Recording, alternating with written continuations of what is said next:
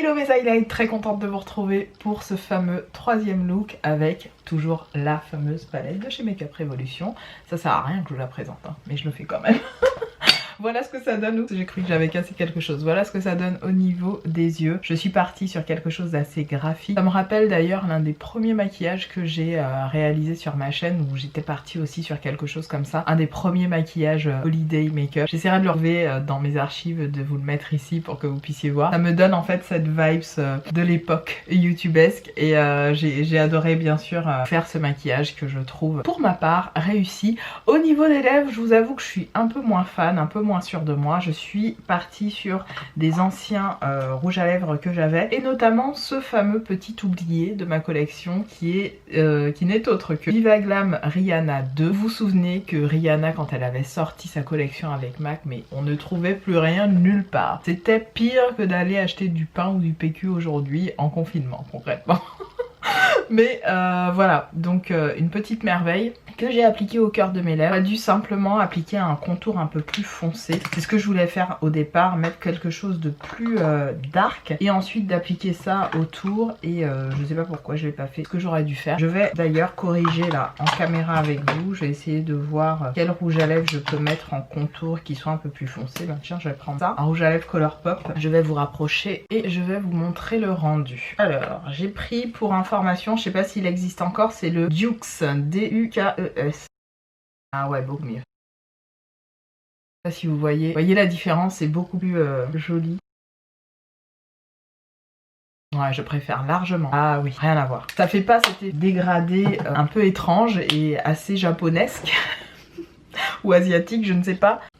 C'est vrai que les japonaises ou les asiatiques ont cette façon assez particulière, je dirais, d'effectuer un maquillage. Bon, moi, clairement, c'était vraiment ce rendu-là que je voulais, donc le contour bordeaux et les lèvres comme vous voulez. Je ne sais pas si cette série de vidéos vous plaît, c'est vraiment quelque chose que j'ai décidé d'initier un petit peu sur ma chaîne pour vous faire utiliser vos produits de façon régulière, vous donner envie de les utiliser de façon régulière. J'ai hâte d'être à demain parce que j'ai une super idée pour le look que je vais faire demain. Ça va être très très sympa, on va pas toujours sur des tons assez... on va dire printanier, hein. Je reste dans les tons verts, etc.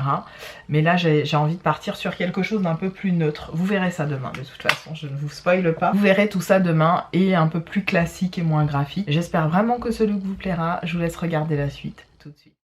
Mes highlights, c'est parti. On va se maquiller et faire quelque chose de graphique. Comme d'hab, base, je répète pas tout ce que je fais, mais j'aime bien le redire. Base P. Louise, je viens fixer avec ma petite houppette de chez Linda Alberg, ou Linda Elberg, oui c'est ça. Et je viens appliquer une première couleur assez chaude au niveau du creux. Donc vous le voyez, hein, je suis pas... On est d'accord, hein, vous le constatez vous-même. Au niveau des pigments, on n'est pas sur quelque chose qui est hyper puissant, quoi. On est sur quelque chose de moyen. Donc, encore une fois, les débutantes en make-up, vous allez kiffer ce genre de palette. Peut-être que même, selon vous, ce sera trop pigmenté. Perso, j'ai pas l'habitude de bosser avec quelque chose de... Enfin, de bosser, oui, de maquiller avec quelque chose de peu pigmenté. Et c'est vrai que j'ai l'impression de perdre du temps, du coup, au maquillage. J'aime quand c'est pigmenté et de pouvoir construire aussi l'intensité de la couleur rapidement. Sauf que là, bon, j'ai trouvé ça un peu longuet, même si en soi je réalisais un make-up graphique, donc forcément ça allait être un petit peu longuet. Donc vous le voyez, je commence par dessiner la forme, ensuite j'utilise plusieurs accessoires, d'abord un pinceau, vous l'avez vu à angle, et après je viens prendre un feutre liner pour dessiner le tout, que ce soit un petit peu plus précis. J'utilise plusieurs feutres liner, hein, vous l'avez vu, hein, ceux de Makeup Revolution, un autre que j'avais acheté, je ne sais plus sur quel site, là, c'est celui que je suis en train d'utiliser. Et je viens vraiment faire une pointe très définie. Puis je l'estompe un petit peu, vous voyez, hein.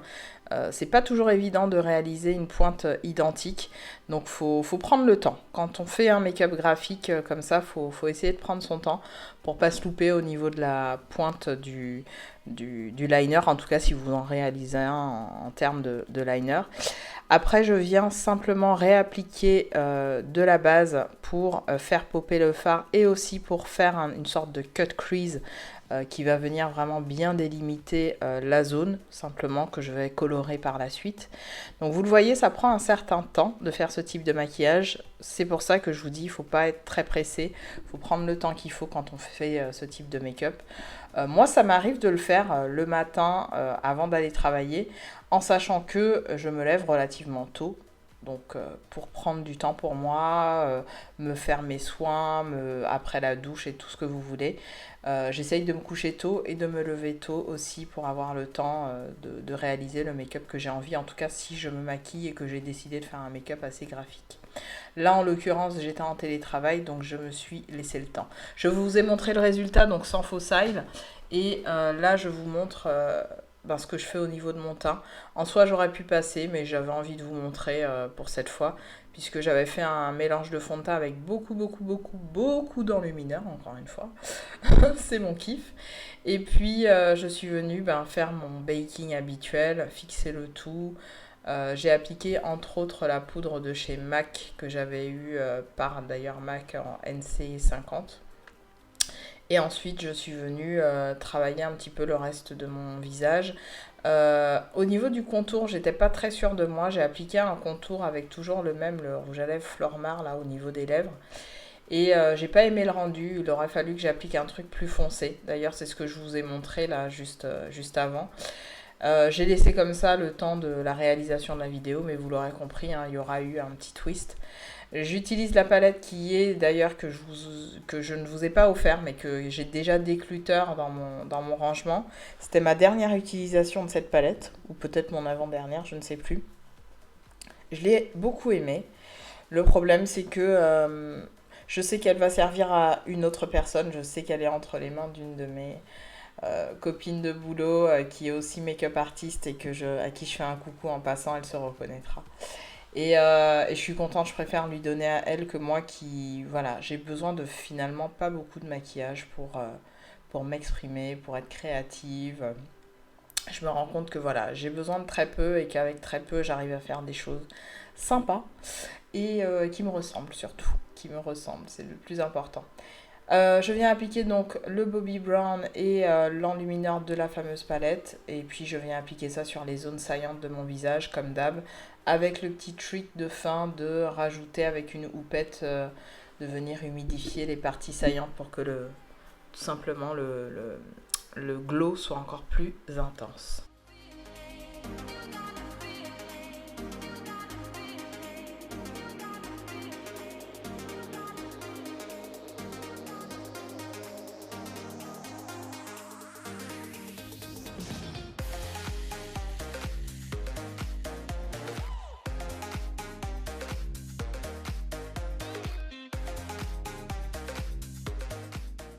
Je viens défaire ma coiffure protectrice de la nuit. Sachez-le, hein, quand vous voyez mes cheveux remonter comme ça, c'est comme ça que j'ai dormi souvent. Je relève mes locks pour ne pas qu'elles soient écrasées ou voilà, pour les protéger aussi. Voilà le rendu du make-up, là avec le contour, ce que ça donne et j'ai adoré. À demain pour un nouveau tuto.